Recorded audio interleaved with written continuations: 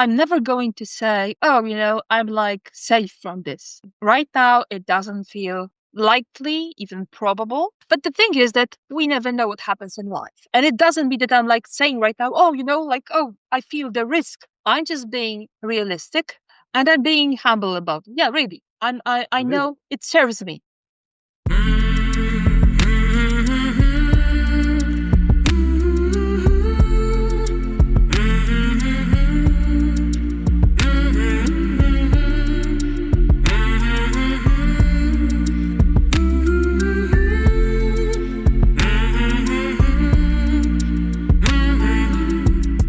Hey there, my name is Sean, and this is Suicide Noted. On this podcast, I talk with suicide attempt survivors and ideators so that we can hear their stories. Every year around the world, millions of people try to take their own lives, and we almost never talk about it. We certainly don't talk about it nearly enough, and when we do talk about it, and when I say talk about it, I mean talk about it with people in pain, maybe want to end their life pain.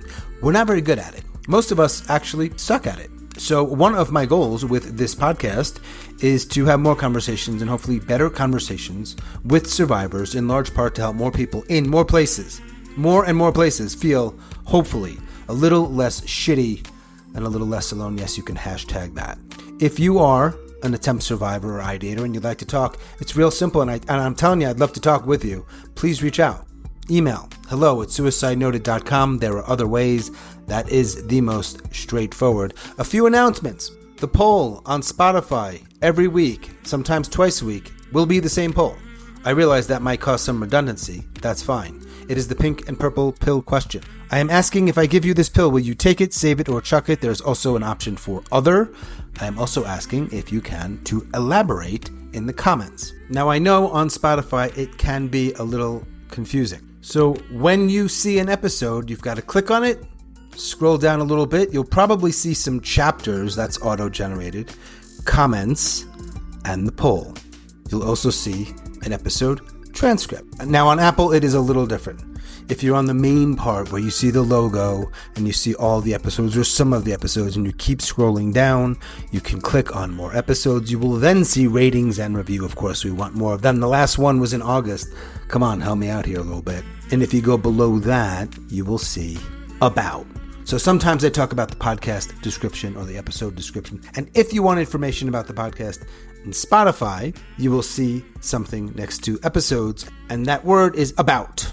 And you'll find more information there. All the information I'm talking about is how to talk with me, how to support this podcast, how to leave an audio message, how to hire us or our small but growing speakers network for presentations, how to volunteer, how to join the survivors group, stuff on social media, so on. Couple other things, and then we will get on with today's update episode. If you want to share something with me, whether audio, whether email, however it is, and you want me to read it out on the air, you don't want to talk with me for the podcast, but you want that to be out there, let me know. I'll do it. Make it real clear if I can use your name and or location, what I can share, and I'll start including them in episodes. Finally, I know we have been looking for people to help us transcribe episodes, mostly with the help of AI. We have a few people doing that, and thank you so much for that.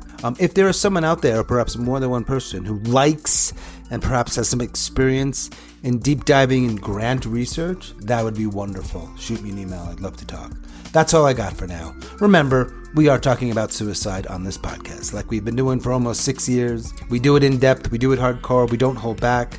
So please take that into account before you listen or as you listen. But I do hope you listen, because there is so much to learn. Today, I am talking with Karolina again. It's an update episode. Karolina still lives in Poland, and she is still a suicide attempt survivor. Hey, it's been like 2 years since we talked. Are you still in Poland? Yes. Although, let's say I'm closer to the goal, let's say, to the target. What's the target? Moving to England. Oh, sweet. Okay. Thanks again for wanting to talk. Thanks for meeting with me and wanting to talk. It's been 2 years, more or less. I'm still at the same kitchen table. You're still in Poland. Yeah, thank you for having me. Before we talk about your life since we talked, like in the past 2 years, what it's been like, I want to ask you, if I can, a few questions about, and my feelings won't be hurt. Trust me on whatever your answers are. Did you listen to our conversation? Yes, twice. Do you remember how that felt? Yes, it is interesting because the first time I listened was before the release of the episode.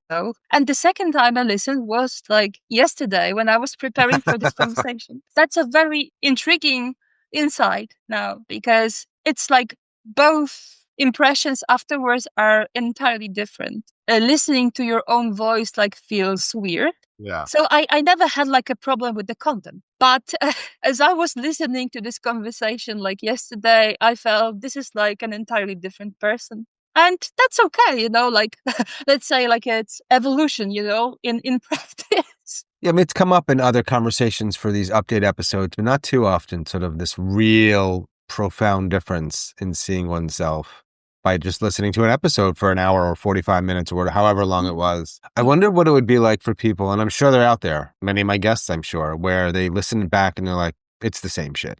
I'm sure it is the case for many people. Did you share the episode with anybody? Did you tell anybody about it so they could hear it? Yes, I did. Always very open about my mental health struggles. I think to the point that it was often making people sometimes uncomfortable. I have experience with people, what they do is undersharing. And I Right. think undersharing is worse. Undersharing can also make someone feel uncomfortable, but at least oversharing is honest. Can we remind the audience that English is not your first language? You're coming up with these awesome words. Undersharing is absolutely a word that people use here and there.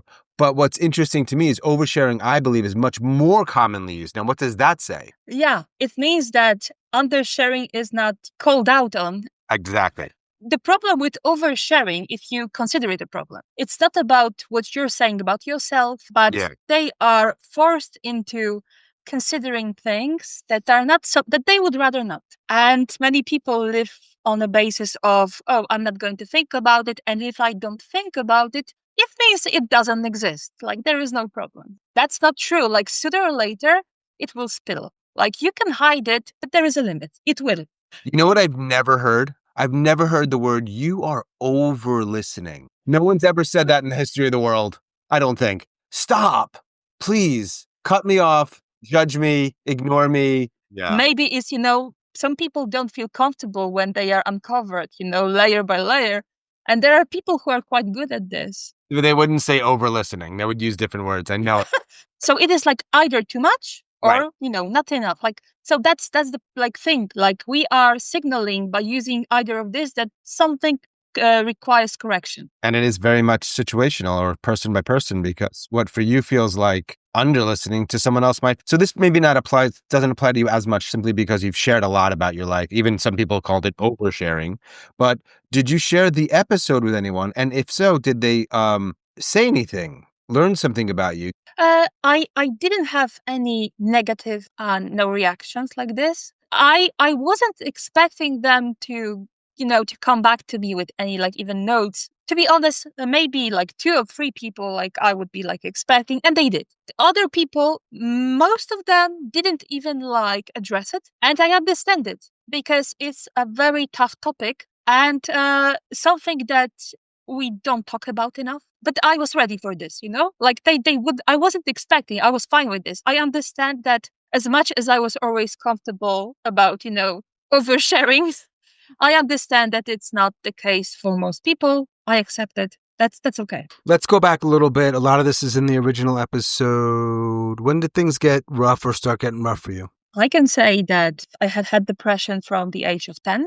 By the age of 16, I got on medications. And at the same time, I started being homeschooled, like recluse, really. I withdrew from social life almost like altogether. Because of the medications, I started gaining a lot of weight very quickly. So by the age of 19, I was severely obese. Around like my 20th birthday, I had a surgery, bariatric surgery. That didn't work out for me because I hadn't been prepared on a psychological level. I didn't have tools to recover, like knowledge, and it wasn't available. Like in the internet, it wasn't as it is right now, okay? The outcome wasn't like the weight loss. Okay, initially, yes, but it wasn't because it was like healthy weight loss, but because I my body suffered, because of this, like just trying to guess what's right or wrong. On my way, I developed bulimia. And at this stage, I already had binge eating disorder. So I had like, another eating disorder, John. So I even like have a name for this, like vomit on demand, like my own like VOD. Okay. At age of 22, I knew already that this surgery didn't like work out for me because, when I was 19 and severely obese, I think it's like a quite an obvious thing that as a woman, you feel like, you have to fix, this thing. Like this is the way to fix myself in whole, not just the way. Okay. By the age of 22, I already knew that it didn't work out. All I gained really was some weight loss. Then I started, gaining back.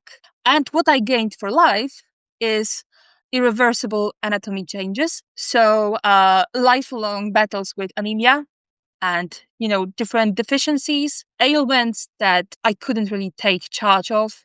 I knew that I wanted to have some kind of independence as much as it was possible because I was even formally disabled. I was absolutely dependent on my family.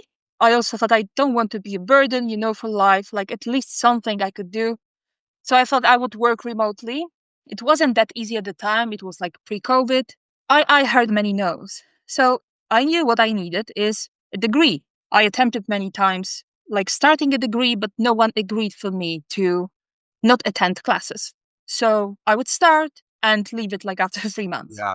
And I managed, like to find like a private college. And because it's like, not a university, they didn't care. As long as they were paid, they accepted my not attending.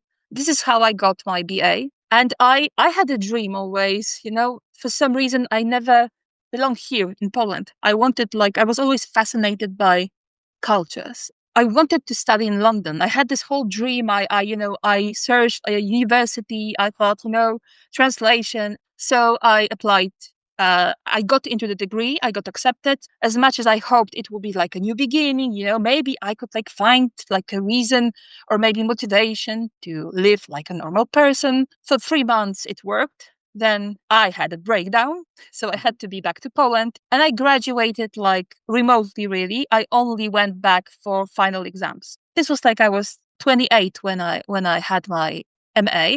I still was struggling a lot with depression. Like it wasn't getting better. And I was making a lot of impulsive decisions. One of them was that I applied for a short course in filmmaking in London.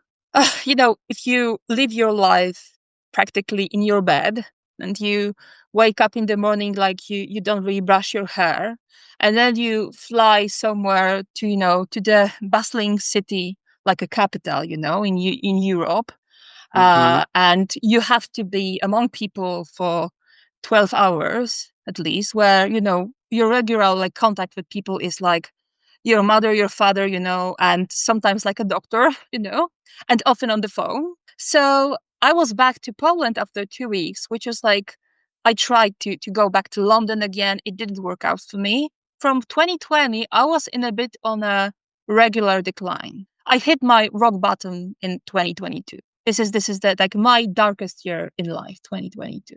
The year before we talked. Yes. So from from age 10 to 30, in that case, it would have been like 35. Are you ideating pretty regularly? Okay. I never had like direct thoughts about suicide. Okay. Until I think my late teens. I was really struggling with day-to-day life functioning. Yeah. I remember exactly when I was 12, I was going to this like shopping mall. They had like this tunnel that you had to walk through to reach the entrance. And it crossed my mind very seriously that I was 12. I wish I could be already retired. And I joke about myself that I'm, like mentally a pensioner. I always felt a lot like in tune with older people. And I was like, I couldn't wait until I had like peace and quiet that I could just be and not participate in anything. You can see one can see, I can see you, others can see signs early on of stuff. And you're like, oh, I was thinking about that decades ago. Something not exactly the same thing as now, but like there was some indication I can see the direct cause of my depression even. Okay, I was talking about being a highly sensitive person, but what I learned about myself quite recently is that I am also neurodivergent in the sense of the word, that I have a combo of autism and ADHD. Atypical among neuroatypical. I don't even, let's say, have the common traits of an autistic woman. That's what made the diagnosis quite difficult. Why I say that I can see the reason, the cause. What is like a common experience of mine is that I always felt I didn't fit. I never belonged. I never wanted to join. I was tired. I was exhausted by interactions already at school. So by the time I got home, I just wanted to stay, inside, read something, just be in my own world. I didn't have any resentment for people. I was just tired emotionally, and then it resulted in physical exhaustion. What is very often something that autistic people do, they mask. This is like a protective measure, because imagine you're in a situation in a group of people, let's say there are like 5 people, and you can see that they are having a conversation. There is something like some metaphor used, something, and someone said something. You don't understand it. Like, you don't get it, but you look at other people and they're like, no one seemed to have the problem. So you're not about to ask, hey, what did you mean? What you do, you pretend. Okay, so what was discovered in my test is that not only I don't do masking, most neurotypical people tend to do masking more often than I ever would. Still, I was always, like this weird one, but it suited people because, to some extent, because I was always a very good student. This sense of not belonging was always there. So by the age of 10, this feeling, like a few years into the system, was like a signal that maybe I should like retreat. As much as I really wanted to belong always, I was never willing to sacrifice who I am. I just step back. I can be, I'm out. And tell me and the audience again, you had one attempt. When was that? The suicide attempt was in 2010. And you have not attempted since? No. So it's interesting. 2010, you had an attempt, but 2022 was your worst year. Yes, I said I hit the rock bottom. And by the time we talked in like summer or fall of 2023, were you bouncing back? Oh, yes, I was in the process, yes. Why really it happened? Okay, 2022, I stopped feeling. I think that's the most dangerous thing in depression. It's not anger, it's not sadness, it's where you're numb. Nothing, yeah. And I think this is the most alarming stage for because then you can act on anything, like you have nothing to lose. There's nothing stopping you. I needed to cry sometimes and I couldn't. Right. So I had like a playlist, like with the name, Time to Die. And I had, all the tracks that could make me cry. And I was like, withdrawing from the therapy. So I told my therapist, I was like, I even mentioned this. I was like leaving hints because I didn't have a plan to do anything, but life felt so painful that with the numbness, hitting me, all I could think about was really like death themes. It was like death was like in my head, not the suicide, but I would joke all the time about for instance, telling my parents, I don't care what you do with my body. Like if you prefer to cremate me, be my guest. You want to have a mommy in your in your saloon, be my guest. Or sometimes someone enters a room and I start humming the funeral march by Chopin. So it was all the time this kind of a theme. What saved me really was that I got connected with a psychiatrist. Like I didn't believe in anything, but I could see that he was very competent because he made a good impression on me. I love data. I love science. I find great comfort in science. I could objectively assess that the way he approached me was very sensible, that he wasn't doing any bullshit.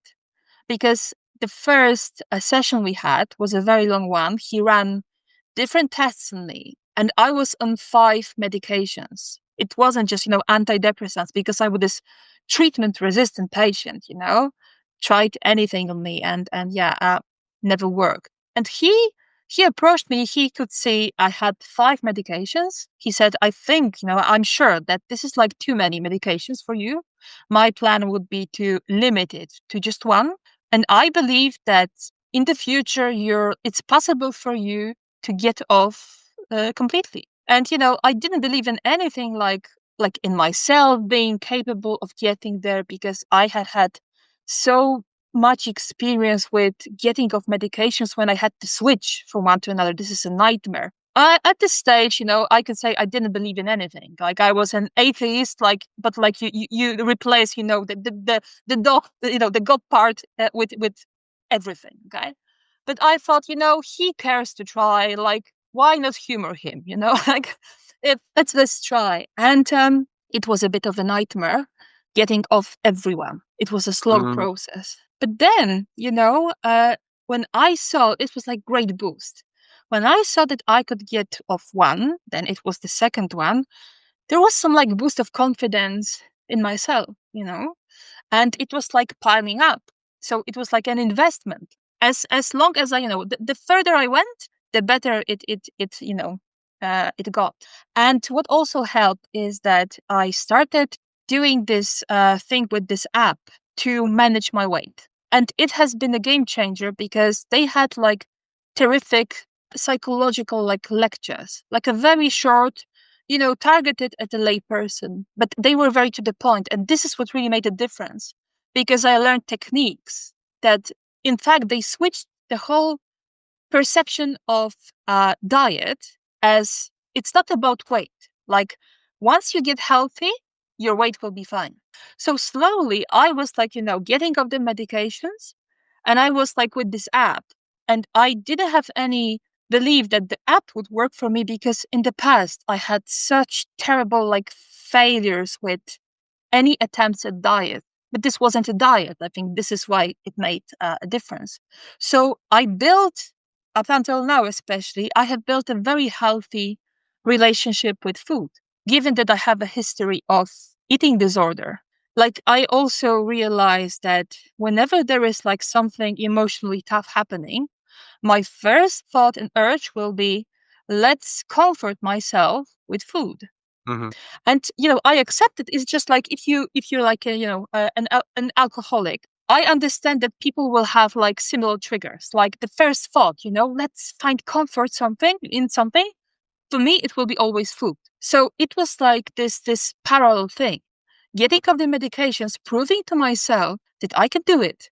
I had effects one by one, and when I could see results, like facts, that yes, I have done this, another thing ticked off, it would pile, up, and it would like build my strength gradually. It's because, what I learned during this time is that I can keep weight. Right. I can maintain it. It's a very valuable lesson. It sounds like when you started this and you hit rock bottom in 2022, by the time we talked a year later or so, you were on the path upwards. And Yeah. I'm guessing, but tell me if I'm wrong, that you're still going upwards. Yes, I like to believe so. Yeah. Yeah. Okay. So you said when you listen back to the podcast, not that you needed to, but that's like a real clear, you hear your own voice at this particular point in time. You said, and I'm paraphrasing a little bit, like it was like a different person. Overall, I think the difference I can see is that I think I can recognize how I was at the very beginning of my healing journey. Like, I was still a bit like stunned that it is happening, surprised myself that I'm at this place. So I'm like stressed, really, excited, but also very like anxious and so on. Right now, when I'm talking to you, it's not like something that's very comfortable, my thing. And this is like also applies to my life in general. I'm in charge. I don't remember when you first looked for the podcast, but it may have been when you were already rebounding up. Unless you started a year before and finally reached out, but you reached out and we talked when you were not at rock bottom anymore, which I just find interesting. I'll just tell you, I contacted you. The time between the idea, finding your podcast, and applying is like a matter of 5 hours. Just to be clear, no one's applying. If anyone hears this, because I know once in a while, because you're not a native speaker, you say something that's not entirely accurate. No one's applying here. Just so you hear this, you don't have to apply. You just have to reach out. But you meant, I know what you mean. There are no interviews. Yeah, I can. Right. So in 2023, you looked for something, you found it, you emailed, and then shortly after we talked. So it was like boom, boom, boom. I think you kind of answered this, but in the first conversation, and I may not have asked every question, and we'll get to this in a moment, the pink and purple pill, which you asked me about. But I surely asked you about myths and misconceptions. The one big one I want to ask you about is after all of this, at least, particularly in the last 2 years, and I know I'm asking you to go back 2 years and think about it, and that might be hard, but you did just listen to the podcast, so maybe it's fresh. Have your ideas about suicide, whether it's your own Uh, or the general idea of it, have they shifted at all? I don't have, let's say, plans or ideas for myself. Although I have to say, and I think it's very important to voice it out. I think it's I'm never going to say, oh, I'm like safe from this. Right. I think it's a very important thing to be humble in life. And when I'm saying right now it doesn't feel likely, even probable, Mm-hmm. it is technically possible. I am a human being, and I am not a fortune teller, not because I don't believe in this, because I don't, but but the thing is that we never know what happens in life. And it doesn't mean that I'm like saying right now, oh, oh, I feel the risk. I'm just being realistic and I'm being humble about it. Yeah, really. I know it serves me. And Yeah. I had a conversation with a friend. I'm very open about talking about my experience with depression, as you know, and suicide also. And I remember when he at some stage he said, oh, I don't think I could ever get there, meaning that, like thinking about suicide. And I said something like, you never know until you're there. Like, Yeah. I can say collectively, I think that's a bold thing, but neither of us, people who tried to take their own lives, neither of us had this like idea, hey, this is in my, agenda. One day I want to, like, Right. okay, I'm being like a Probably really, not. Probably not. Right. yeah, yeah, like this is not what you would choose for yourself. Right. Yet somehow you land in this situation, this position. There is this thought. Sometimes people act on it. But I think that this is like also something with the misconceptions. Like, in fact, I prepared a list of misconceptions about depression and suicide in general, and I really would like to talk about because I think they're very important. Yeah. Hang on. How many myths are we talking about? Oh no, it's just like how many points? Like myths. Okay, I have like 6 points. I will be concise. The first misconception is that vulnerability is considered like a weakness. The second one is that having emotions or especially expressing them is also considered a weakness, especially for men. This is, Yes. I think, the very big problem with this false perception of masculinity, right? Because there was this tennis player that after a Grand Slam, he admitted openly during a press conference how he feels empty, feels, lonely, and so on, speaking very candidly. And then his own brother, like 2 days or something afterwards, said, children in Africa have it worse. And I think this is one of the worst things you can ever say to someone who is struggling. Like, someone has it worse. Like, has it ever helped anyone? Maybe, No, maybe, but I doubt it. Yeah. I don't think so. Okay. Now, the fourth thing is binary thinking. So, because we want something to be either right or wrong, black or white. I mean this in the context of like of medications, of therapy. I think what I noticed is yes, we talk about mental health more openly, but still, my experience is that I know many people who are always, let's say, very positive in reacting to how I was candid about my depression and so on. So they never gave me like an impression that they considered like my mental health struggles like it made me worse. Yet I cannot name a single person about whom I learned later they had the same problem with depression, that they would be openly admitting that they Right. are struggling. So it is fine to be respectful openly, and talk about mental health in general, but like admitting openly that I Mm-hmm. had the problem, it's Mm-hmm. still like for some reason, no, not me. Like, no, like I am fine. I'm not going to tell you that you are weak because you have mental health struggles, but I am never going to admit that I have mine.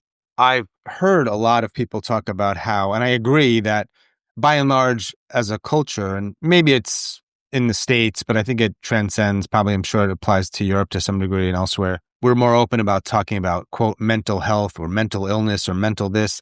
I'm not sure if we've come very far, if at all, on specifically suicide. Yeah. I think it's why, for instance, one of the reasons why I told you I didn't receive too many responses. Yeah, I People mean, don't know how to talk about it. yep. The sixth point is that there is like this thing about high functioning depression.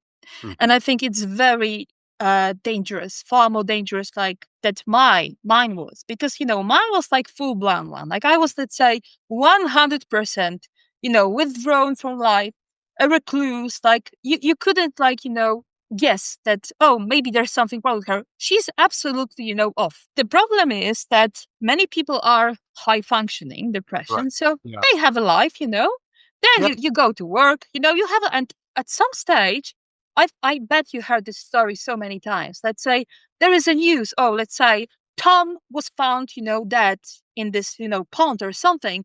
And they say, how come, only yesterday he was at the pub, he was like laughing. He made us laugh. He was the star. Like we would have never guessed. Right. That's the story. People are Right. hiding this. Remember, we were talking earlier about masking. That's a form of masking, right? It is. Yeah. I mean, I don't know. I'm not an expert in that area at all. I don't think I'm an expert in any area, actually. But yeah, that's interesting. 'Cause you can hide it until you can't hide it. Yeah. And, I think it connects with other like points I mentioned, for instance, because this person, let's say Tom, never admitted he had a struggle because, Right. People would say, you're not a real man. We do a thing where for some reason this is why I think when famous people end their lives, it's especially jarring because we have this false assumption that their lives are a certain way because they're famous, Yeah. because they're wealthy. Yeah. It Yeah. likely means this, and probably it's not even conscious. We just make that assumption. It's just simply inaccurate. You didn't know this person at all. You knew their public persona, but like, why would you think you know anything beyond that? And why do you assume, like you're saying about high functioning or otherwise, like you probably, when you were really in the throes of it, when it was really bad, you didn't have the quote high functioning ability that Anthony Bourdain did.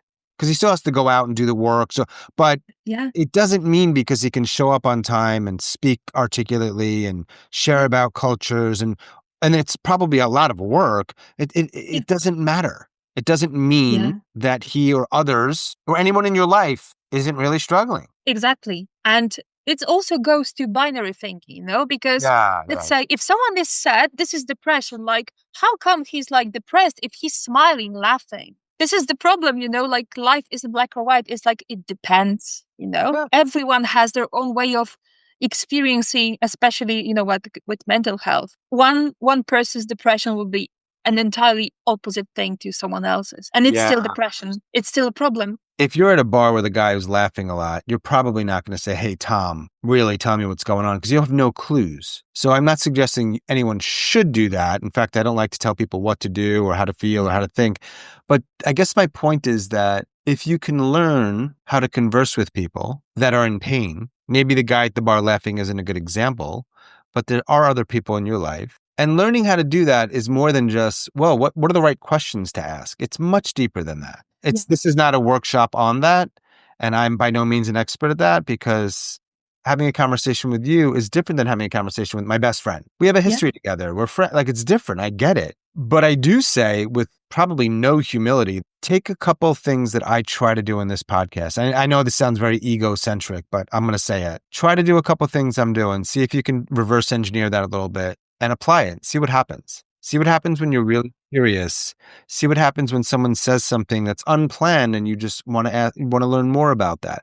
And watch how they start sharing. Because I will tell you this, there are always exceptions, but most people really do want to talk about what they're going through. Even the maskers, deep down, they need people to hear them. They put up these walls, and I get it. They get to a point where they're like, fuck this. I don't trust anyone with this. And I'm sure they have absolute good proof and evidence and reasons why that's a very valid response. But it's also it can create a lot of problems. I learned something about, let's say, in a friendship. This is a mistake I made, and I know many people commit this mistake. Yeah. Is that when a friend comes to you with a problem, you have this urge to find a solution. Oh, yeah. Sometimes you mustn't do this. What you always need to do, you just be for them. You listen.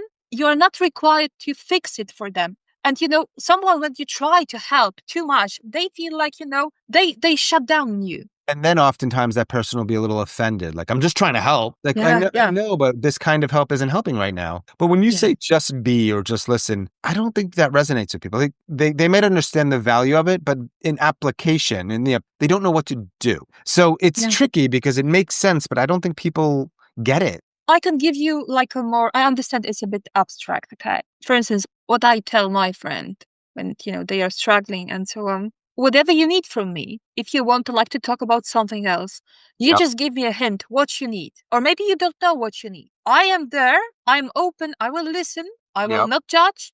I will not give you any solutions, but I'm, open for like a sign from you. And I will try to do my best this is what I mean by being. I heard about, let's say, for instance, quite a similar concern of people who have, someone in family or a loved one, close person who has a mental health issue, anything. And they are like, because it's like this dilemma of, oh, what I should say, like, what should I tell them? Yeah, right. In fact, what is much more important, there are things that you shouldn't tell. The thing that I said from, referring to the tennis player, like, don't tell someone, oh, just, cheer up. Or don't try to measure problems. This is like, oh my God, such a dumb thing. Like, just look at them, these are like African children, or people in the basements hiding. Yeah, what you're doing by this is you're only amplifying the sense of guilt. I have it all, like ready, and I am feeling this way. So there's really something wrong with me. Yeah, I always say, so I want to respond to what you just said. I have a very morbid view of this. And I say, I don't want to be the last person someone talks to. I don't want to be the person where they finally shut down forever. I also want to add one other thing about this very common thing that many people do. I'm sure it is worldwide. It's definitely very prevalent in the United States. The fixing thing. So I have a word, like when you said the word, you were saying measuring and fixing. I have a list of my own. I don't have it off the top of my head. I have it written down somewhere, but I call all of those things conversation killers. And I use that word killers very intentionally because I think it's appropriate and I think it's damaging. And for the fixers out there who might roll their eyes and might listen to this and tell me to fuck off, even though mostly the people who listen to this podcast already understand this, it's not the best starting point. A much better starting point, like you shared, is I'm just going to be there. I'm going to listen as best I can. I'm going to remain open. It can be hard. And the ironic twist is that what you will find far more times than not when you do that is you will get information that was not available to you before. So should you ever want to offer a solution, you have more data. You have more information. That solution, assuming it's welcomed and assuming that person's open to hearing it, because you can always ask that question. I have an idea. Do you want to hear it? And they can say no. And then you honor that. And if you say, I have this idea, like, let's call it a solution where it's like, I know a doctor or I know this alternative therapy. Do you want to hear about it? Yes or no. Honor either way. It's that simple. There's no use in sharing something with someone when they're not open to hearing it. So if by listening you closed off the option to offer what could be a potentially valuable solution, I would say, that's a tricky spot. But that's not what it does. It does the opposite. So I have no understanding of why someone would skip that massive, important step. It's not a step, and go right to the fix. And a lot of people do it. So when I say I don't understand, I mean it. I actually don't. And I'm sure that most of them mean well. Yes, because they have good intentions. Right. The problem is that when the outcome is hurtful and harmful, your intentions have at best a secondary importance. Right. And in fact, they don't matter.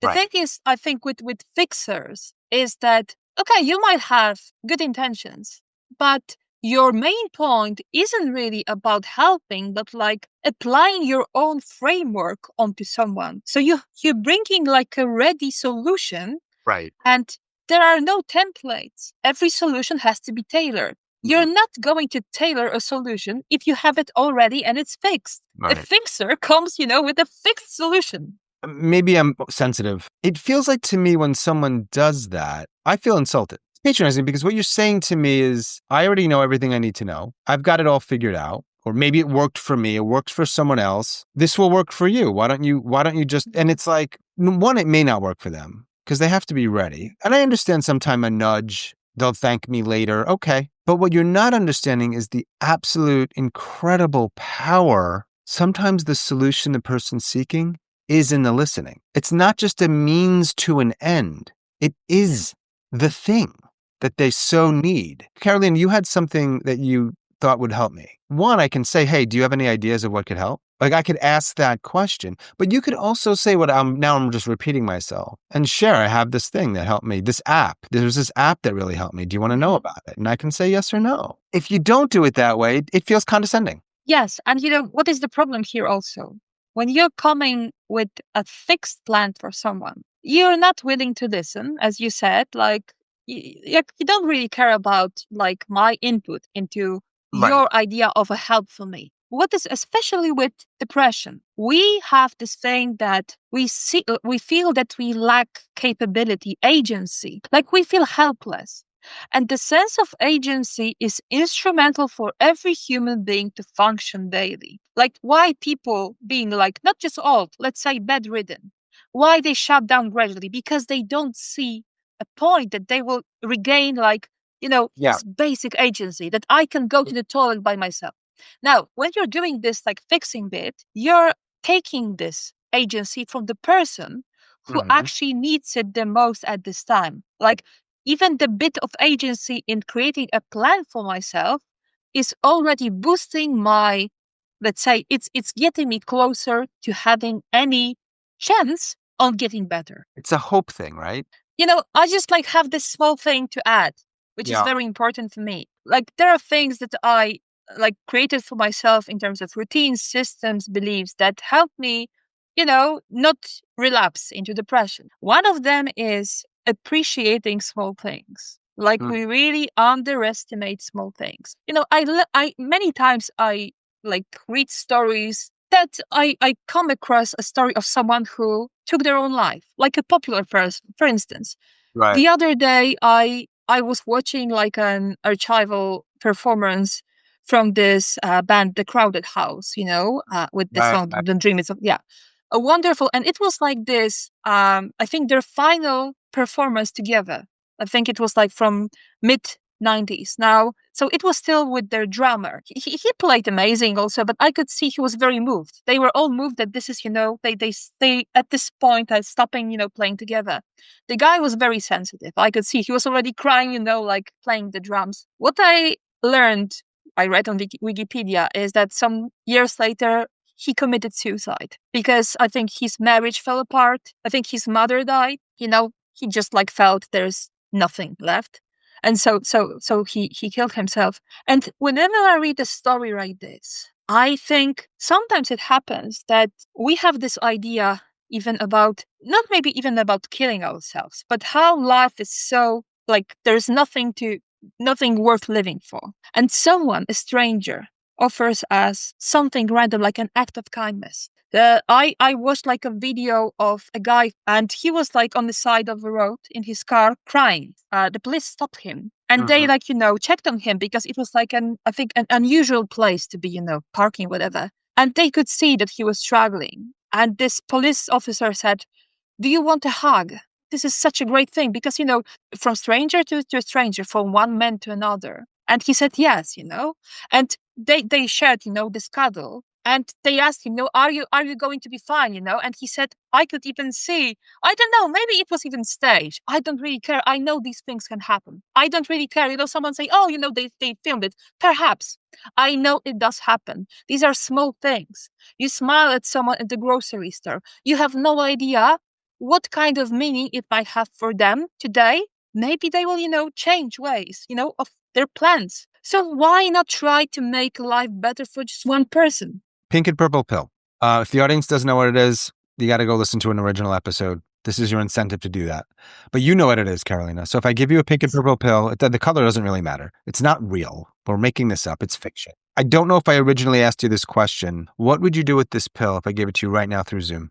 I think I would dispose of it. I'm going to tell you simply why, because even if I decide to go for some reason, I decide to, to kill myself, I think it would be fair to take responsibility for this in a way that people who care about me, they would know. Like they wouldn't be asking themselves questions. I think it's maybe someone would say, well, if they don't know, they wouldn't have this like maybe guilt. They couldn't help you. I think I would leave a note explaining. I don't know. I Mm. think that's what I would do. But still, if you're asking me, I dispose of it. Do you have more people or fewer people in your life now versus 2023 to talk to, even if it's about suicide? More.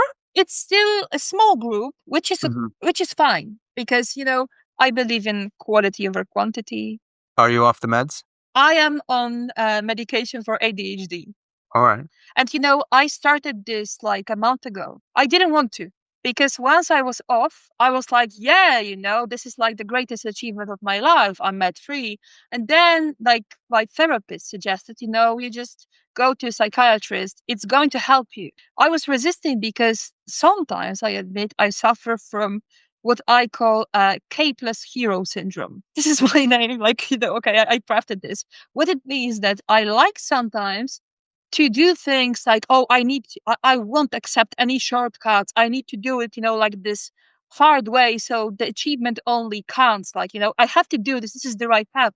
And I thought to myself, but if someone came to you with the same set of problems and Right, right. questions, and they Yeah. asked you, should I take, this, like, should I help myself with this? You would say, if it makes sense, from a medical point of view, you should at least consider it. Why don't you do this for yourself? Right. And so I did. Good.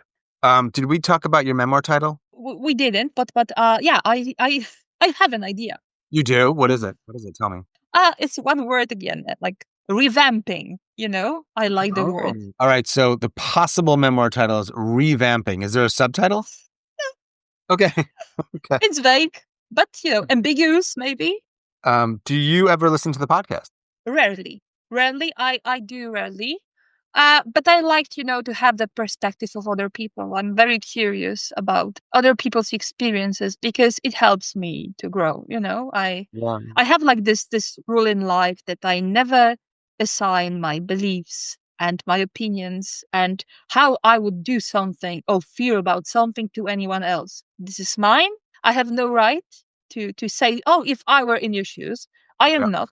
And even if I were, it wouldn't be the same because I'm a different person. I have no your history. Like, this is like so different. So this is my, let's say, an attempt at education or maybe growing as a person, being Yeah. like more empathetic, seeing other people, learning about how they experience the world. It's always very enriching and I grow with this. Yeah. Other than your cat, I'm being presumptuous, but I think what else helps you feel okay? What's one thing that helps you get through the day or cope or feel good or bring joy? What really regulates me emotionally, it's rooted in science. It's singing. Oh, nice. You want to sing a song right? Yeah. No. No, no, Okay. no You way. could do it in you could do it in Polish. No, I do it in various languages. So Okay. it's not a math. It's not a yeah. No. I am not ready for this. Like Okay. Okay. I'm It's a very personal ritual. Yes. not even that, because I'm still okay. This is like a bigger story here, but singing is very tricky for me. It feels like if I were getting naked here, it wouldn't feel as intimidating as Oh, singing. wow. So Okay. it gives you an idea. I also, with singing or anything I'm doing for fun, which is like storytelling something, what really has helped me also in life is I have no expectations about it. Right. I'm not dreaming about becoming a singer, like director, blah, blah, blah. It's for the sake of creating. It wasn't that way for many years. And because of that, it was always very painful because there were expectations. They are a killer, really. If we talk again in 2 years, because it's been Mhm. 2 years since we originally talked, whether we talked or you just sent me some information or whatever is Mhm. your life, what do you think your life is like in 2 years from now? What do you think it's like? What do you want it to be like? That kind of thing. Are you in Oh. Poland? What's your life like? No, definitely not in Poland. I will be in England. Maybe I will start a family. It sounds like a bit big, like bragging. I'm good with children. I like children, and I never. Okay, it's like because I'm 37, and I accept that it might never happen to me because I haven't met the person I would like to have children with. Mhm. So maybe I won't met him until, it's like possible. And for me, like having a child is not like for the sake of, oh, I want to take it off. Like, a child is not my, property. It's not for me to indulge it. I'm like a good mommy. I think that bringing up a human being is the single most difficult thing to do and most challenging. So I would be very prepared for this. I hope as much as I could be, but I accept that it might not happen for me. It's okay. It's not like something I have to on my list, bucket list. Like that's not like this. So maybe, in 2 years, like still nothing. It's just like a random thought. What else do you want to share? What I would like, maybe like this final word to leave you all with, I think just be yourself. I think it's again very, very abstract. But what I'm saying is that the norms that are in society, just because someone is different, it doesn't mean that they should adjust to the majority. It doesn't mean that you can do whatever you like, say whatever you like you can disrespect people because, this is who I am. Like, this is how I do things. Yeah. It's always tricky. Like there is no excuse for that. But I think still it's what matters. It creates, genuine relationships. And I think it's very important to just learn to like yourself. I'm not going to tell you love yourself is like, maybe it's over the top, but like growing comfortable with whoever you are and accepting your, weaknesses, whatever. And again, it doesn't mean indulging yourself and saying, this is what I am, I can do this. That's not that. But like treating your mistakes and slips as like a data, an education material. Okay, why did it went wrong? Why did I do this way? How can I do better? What this experience brings me? So don't judge, but be responsible.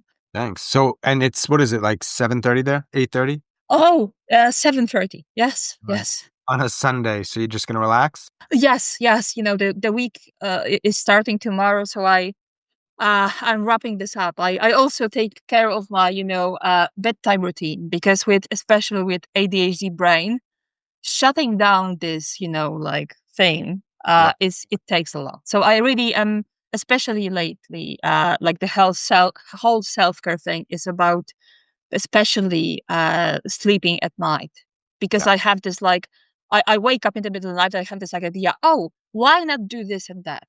And I'm like, no, just stick your ass in the bed, like go back to sleep, Right. Write it down and go to sleep if you have to. Yeah. Just go to sleep. 100%. Well, it was cool. It was cool seeing you again and talking. I appreciate it, Carol. Thank you very much. Thank you. Thank you for having me. And thank you all for listening. I appreciate your time for listening to this and spending your time. I hope it wasn't a waste. It wasn't a waste at all. All right. Be catching up. Bye, Karolina. Thank you. Bye. Bye. As always, thanks so much for listening and all of your support. Special thanks to Karolina in Poland for speaking with me again. Thanks, Karolina. If you are a suicide attempt survivor or ideator and you'd like to talk, I would love to talk with you. Please reach out. hello@suicidenoted.com. Check the show notes, the podcast description, the website to learn all kinds of other things about Suicide Noted related projects, ways you can get involved, ways you can support. Check out the poll on Spotify in 2026. It's the same question every single episode. I am gathering data. Let's go. And of course on Apple, a rating and review, 5 stars, of course. Come on. That helps too.